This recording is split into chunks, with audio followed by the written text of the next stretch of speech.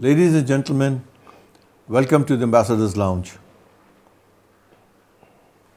The topic today for discussion in the Ambassador Lounge is Greenland, which is in the media everywhere, from the region to international media and all other places, because Mr. Donald Trump is very much talking about it, and which has stirred a lot of discussions in Europe as well as in the United States and powers like Russia and China. So we just thought, why not have some discussion on it, though it's a topic which is, continuously being discussed everywhere. With me is my colleague, Ambassador Ayaz. So it will be an interactive session between two of us. Ayaz, I'm sure you must be aware what is going on around in the international media and print, electronic, both basically. And the kind of statements which are coming from USA and the counter statements coming from EU, Greenland and Denmark, which are the stakeholders on this. Mr. Trump, after having gone through an adventure in Venezuela in the first week of January of this year, and he has openly announced and talked about the taking over or occupation of Greenland by force if necessary. Though the US does have a kind of a presence in the Greenlands, the number of which is not exactly clear, but they are present there. And this is in direct contravention to the post-World War world order. And the way America has been presented now, it appears that the UN or NATO are kind of irrelevant organizations. And it's kind of a one-man show, and whatever President Trump says, it will be done or he expected to be done. Do you think with all this scenario, is the present existing system is collapsing, or it is, going to have some other picture? Thank you, Tanveer. It's a very, very important development that is happening. It's quite portentous, I would say, not only for the northern transatlantic security architecture and relations between European Union, European countries and United States, but it also is very important because the reverberations, will be felt, the shock waves will be felt all over the world. As you said, that after Venezuela, Mr. Trump has now made it abundantly clear that he is determined to occupy Greenland. Not only now, but let's remember that in his first term in the office, he did mention Greenland as a very attractive place for him to occupy because of its mineral wealth and strategic location, in the world. Let's bear in mind that Greenland is situated at the cross section of Arctic, the Nordic countries, and also and of course the mainland Europe. So and it's an important strategic location from the major powers' point of view. United States has been maintaining a base with modest 200 soldiers, on Greenland. Primarily, they have their missile defense system located there, and also some intelligence equipment, to keep an eye primarily on the former Soviet Union and now Russia.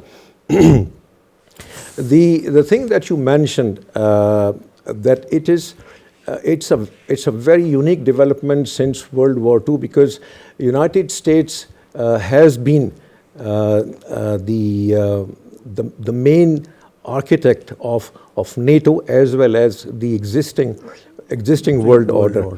And now it is the same country which is doing away with both the institutions, NATO and the world order as we see it today. So the developments are very, very important and very unique, and as you mentioned that if at all, as and when Mr. Trump does decide to occupy Greenland, against the wishes of particularly Denmark, which has been the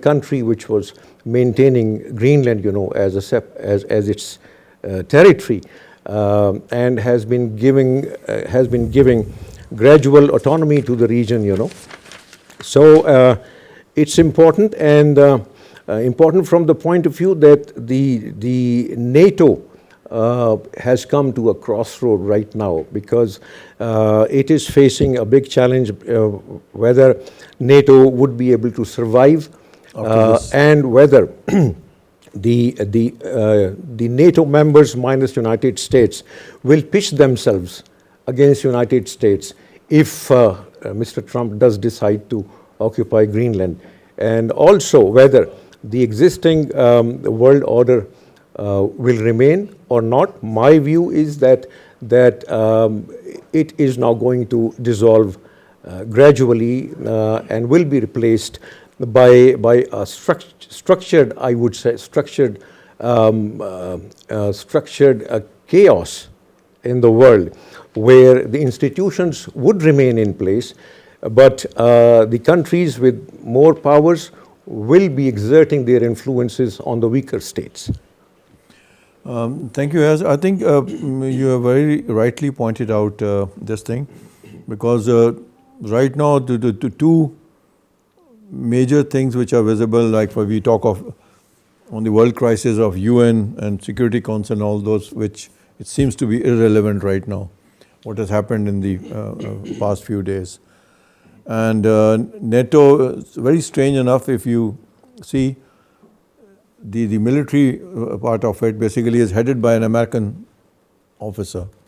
Oh, yeah? Yeah. And as per the articles of the NATO, that if any of the member states is attacked, it is presumed to be an attack on the Article 5 of NATO. Yeah, exactly says that the whole organization. And just presuming a scenario that American troops move towards Greenland, will the same gentleman who's heading, will he order somebody to go into this? So it's a very catch-22 kind of a situation right now. And keeping that, and even the Prime Minister of Greenland basically has already pointed out in a statement what the President Trump said, that they said Greenland is not for sale. Yep. In which they have been pointing it out.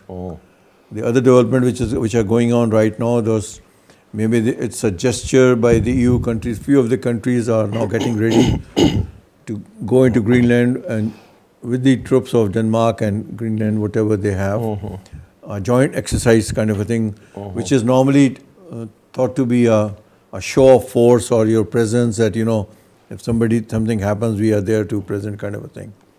In this scenario, that is there. This EU is there, and we had talked about even Russia for that example.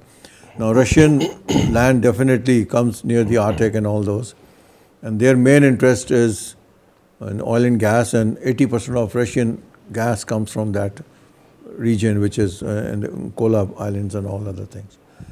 So, if Mr. Trump takes a measure, maybe by force, or overt or covert, what kind of a scenario do you see? It's a very complex situation right now because Mr. Trump is, as we all know now, and the whole world knows that he is very whimsical. He says one thing in the morning, and he says the opposite in the evening. And we all remember that when he came to the helm of affairs, he did mention that he was the man of peace. He was going to bring about peace, all over the world. And now it is the same man who is showing his extremely belligerent face to the world. So it's a very complex situation because all the European Union leaders, they are at a loss as to how to convince Mr. Trump, how to react rather to desist from the actions that he's perceiving right now to take, particularly about Greenland. And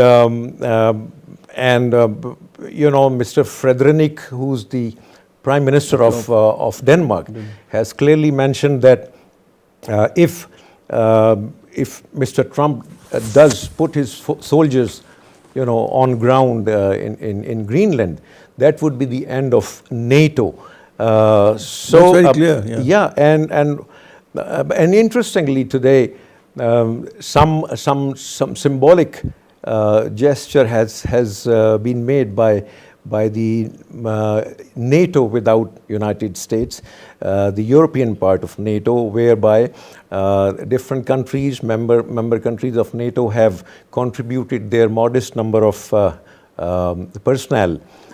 Joint exercise, and they have been sent to Greenland, giving probably two signals whether this could be interpreted, as whether it's a message to Mr. Trump that without you, we can manage the affairs, we can take care of the trade routes, we can take care of Russia and Chinese influence, in the region. Two, this could be a direct confrontation, message to Mr. Trump that now we have sent we are putting our soldiers. Before you come to Greenland, we have put our soldiers on ground, and if you come, then it's we'll going to be welcome you. Yeah, we will welcome you differently. So it's a very interesting but very complex situation, and certainly not only the regional countries in Europe but beyond, they would be concerned as to how the security future, of the world would look like.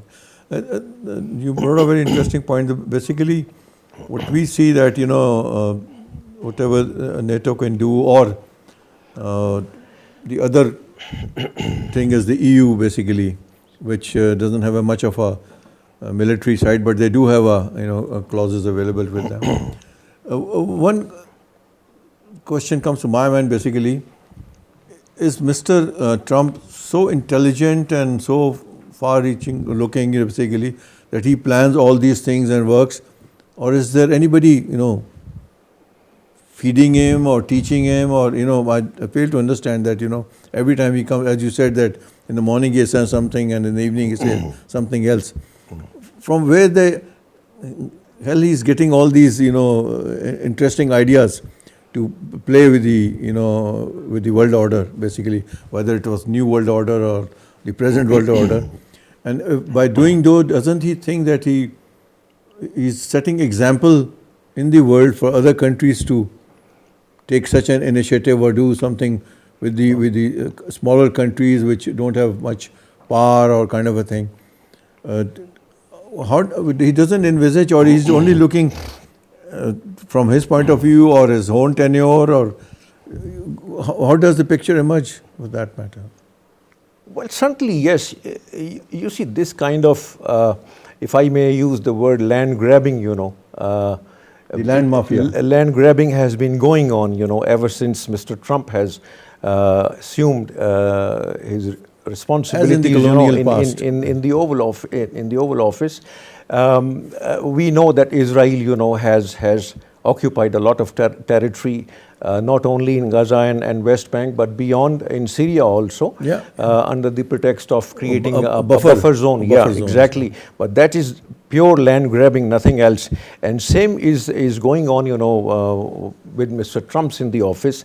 That Mr. Trump in his office, that territories which are mineral rich, for instance, we know that Greenland is a highly mineral rich region. It's an island which has an area of 2.1 million square kilometers, right? With a mere population of 57,000 people living there. But as the ice is melting there, people are realizing that there is a lot of mineral wealth hidden underneath the ice cap there, and major powers, they all know that a trove of treasure is hidden under the ice cap. Okay, so Mr. Trump is eyeing on that. He is a transactional man. He doesn't care what the world order is. He does not know what sovereignty means. He does not know what territorial integrity means, for rest of the world. For him, it is only the sheer military power, under his belt, which he wants to exercise to occupy and extract anything which is of value. The oil in Venezuela is now being extracted and will be marketed by American oil companies. Chevron is one of them, which has agreed to take care of the oil wells in Venezuela, and same will be many other companies. American companies will be ready to pound on the mineral wealth in the Greenland.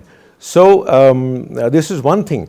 And it is too late and too little, I would say, on part of European countries, that they are realizing that it was a big mistake on their part to rely heavily on their security on United States umbrella alone, which has been withdrawn now, or is about to be withdrawn, from them.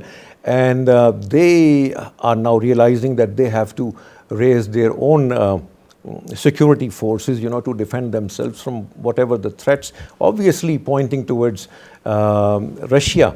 And it is also being seen that probably in future, whether near or distant future, United States might transform itself from an ally or a security giver to the biggest security threat, for European Union, there. Yeah. Very interesting things are happening there. Yes, you brought a very interesting point. Basically, as we see that USA, we see on the one hand, the Venezuela oil, 50,000 barrels or whatever they want to, and forcing their companies to go and, extract and bring it to the USA or sell it out somewhere. And suddenly this term of rare earth metals and all those, unfortunately we were also one of the sellers and took our briefcases to certain places and displayed, and which was a very interesting picture, though it is not supposed to be done. One thing I forgot to mention in the previous discussion was that this kind of act, if it is condoned, by the world, I mean, if European Union does not really go beyond making statements, condemning what Mr. Trump is hell-bent to do right now, not only against Greenland specifically, but the whole Europe, So if they allow this thing to really happen and they do not put enough resistance to that, this will certainly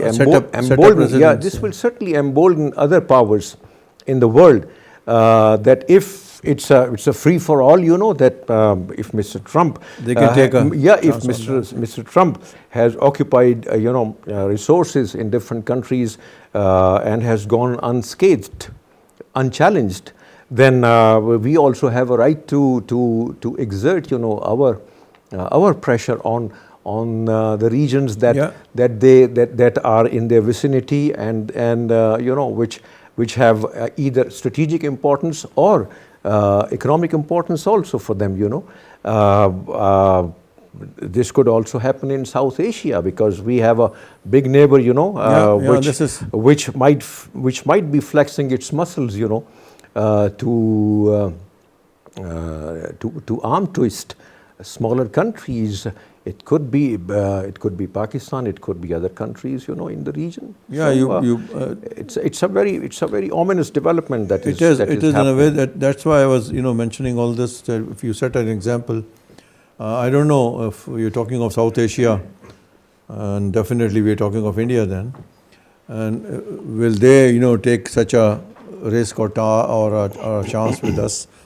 Well, they have done it in their smaller neighbors like Sikkim and Bhutan. You know, almost they are like Yeah, they've already done it. they have sour relations with practically every neighbor of theirs. Yes, this is what.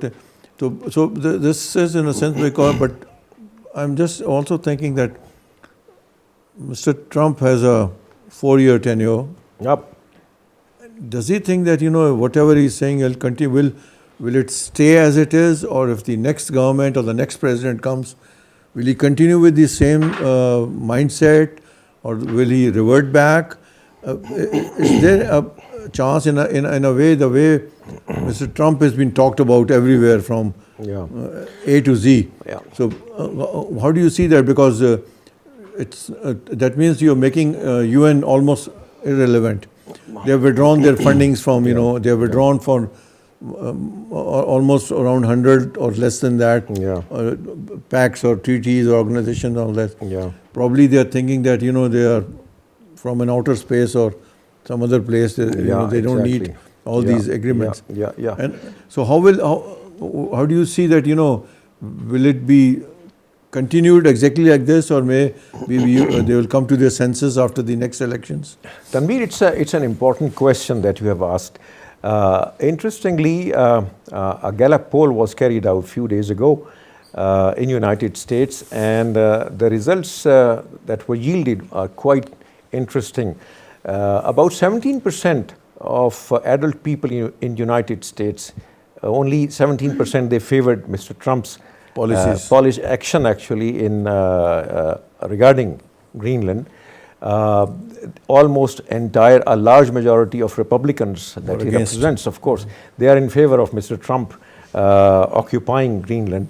But the Democrats, overwhelmingly, almost entirely, all Democrats, they resisted, they opposed the decision. So Mr. Trump's policy, these kind of policies, have actually deepened the schisms that were existing within the American society. The polarization that we see today, since he has assumed office last January, he has divided the nation very badly. Similarly, the outside world is also perplexed, basically. It is perplexed, it is befuddled. They do not know as to how to act or react to the whimsical policies of Mr. Trump. Announcements. Yeah, as we mentioned, we talked about it, you know, earlier, that European Union does not have enough military and economic power to stand up to Mr.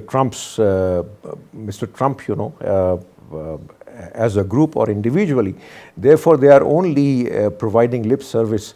They are only condemning these policies. But whether or not they will be able to resist Mr. Trump, you know, from actually occupying, whether European countries will take on Mr. Trump militarily or economically, because this is also being talked about that if Mr. Trump does occupy Greenland, then the first weapon that is in the hands of European Union is to put sanctions on Mr. Trump and stop export of important commodities that are required by United States.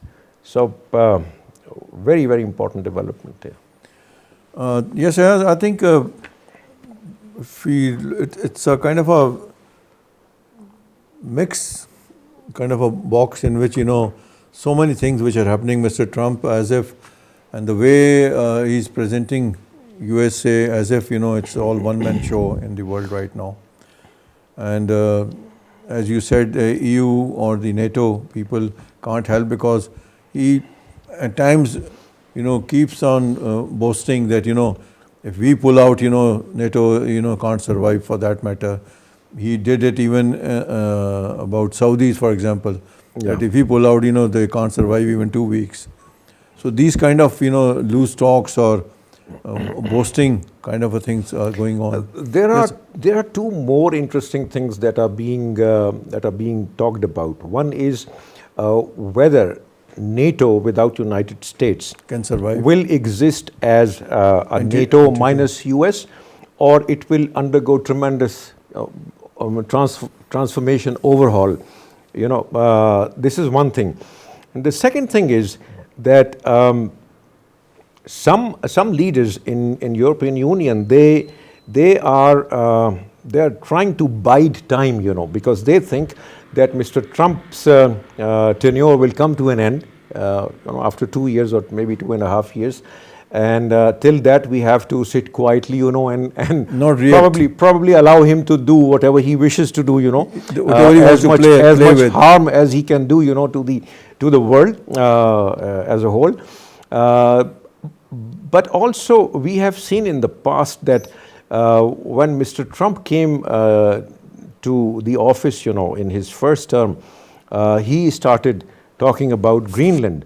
But when he was succeeded by Mr. Biden, there was no talk of Greenland, being taken over by United States. So it seems that this is Mr. Trump's obsession only. The other American presidents, that are likely to come, after him. Mr. Trump, may perhaps feel that a great amount of damage has been done to America's relations, with the outside world, particularly, their Western partners. So they might try to reverse the whole thing, but it's a conjecture. We cannot really predict right now as to how the future would like. But 2.5 years is a long time, in my view, for NATO and for European Union to bear Mr. Trump. Or to the Greenland to be taken over within that. Yeah. Okay, Ayaz, I think before we close our... No, sorry. Before we close, let me say one thing. Let's briefly discuss as to what would Pakistan's... I was about to ask you this thing. Okay, go ahead. Basically, this is what I said, that overall, where do we stand for that matter, Because normally, there's so many things going around. For example, the announcements done by the Trump administration that anybody doing business with Iran, we'll put 25% tariff for that matter. Exactly, yes, yeah. And it's just like a wild, kind of a decision which they do it. And for us, countries like us, which our maximum exports or business is with EU and USA. Yeah. So we are one of the ones who have because there's a border of 900 kilometers with Iran, and we do business. So we just, for countries like us, we'll be really ruined for that matter, because our number is so not that great. And where do we stand in terms of taking sides, for example, which is a standard American question: are you with us or against us? Yeah. Whatever, you can't, there is no argument and no explanation and nothing of that kind. So in this scenario, whatever is going on right now, it has not happened on ground, but will we be following EU policies or European countries, or we'll have another lunch in the Washington and decision, and our policies will be different? Well, the current policies of United States, they pose a big challenge, foreign policy challenge to countries like Pakistan. On the one hand, we do not want to to enrage, like any other leaders, in the world, Mr. Trump, because as we said that he's whimsical, he might, turn around and slap sanctions, or I don't know what kind of punitive measures he will take against us. So we have to really, the best course of action, in my view, would be to stick to our basic principles. That is, that we favor the United Nations Charter. We have been upholding. We have been one of the biggest proponents of peaceful resolution of disputes. Yeah. We have been against forced acquisition of territory, and things like that. So let's stick to that, because this gives us a high moral ground. We would not be seen either aligning. We would not be seen either, enraging Mr. Trump, or siding with him, in his policies, if I may call it immoral policies, whatsoever, because he is dismantling the existing world order, and if this world order is really done away with, then God knows how the international relations, the business will be conducted, because this will certainly divide the powerful nations vis-a-vis the weaker nations, and will compel them to perhaps side with one of the revisionist powers, as it is being said, i.e. Russia and China, because China is, of course, not in favor of the existing world order as such, because it thinks that it is being manipulated to its own advantage only by United States. So they want to make it perhaps more democratic, where only one nation does not exert its influence and gets its way the way it wants. So that's a very interesting but also a very serious situation which will be faced by countries like Pakistan, and we will have to extremely to be very mindful of the things and have to conduct our foreign policy with a lot of diligence and care and caution. Thank you, Ayaz. It appears that either we are going back to the jungle law or might is right kind of a thing, which what we discussed. Ladies and gentlemen, thank you very much for listening to our discussion. This is a developing story, a topic which is still continuing as of now. Let's hope sense prevails and Mr. Trump listens to his countrymen and also the countries which are affected, especially Denmark and the Greenland. And kindly do subscribe to our channel. Thank you so much.